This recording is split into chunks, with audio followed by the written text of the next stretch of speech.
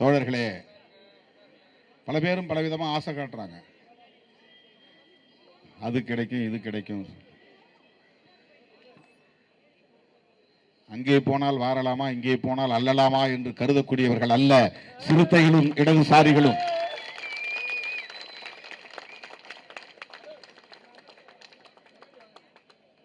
இதை சொல்ல வேண்டியது என்னுடைய பொறுப்பு.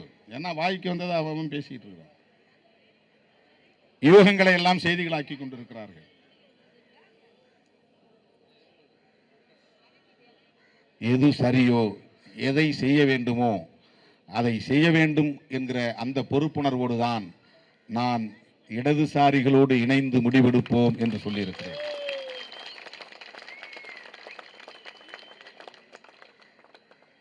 அந்த பொறுப்புணர்வோடு தான் 4ஆம் தேதியே செய்தியாளர்கள் என்னை கேட்டபோது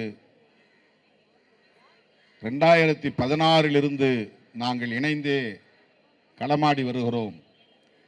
அவ்வப்போது நாங்கள் கருத்தியல் தளத்தில் விவாதித்துக் கொண்டிருக்கிறோம், செயற்பாட்டு தளத்தில் போராடி கொண்டிருக்கிறோம். தொடர்ந்தும் அப்படி நாங்கள் இயங்க விரும்புகிறோம், இணைந்து செயல்பட விரும்புகிறோம் என்பதை வெளிப்படுத்தி இருக்கிறோம்.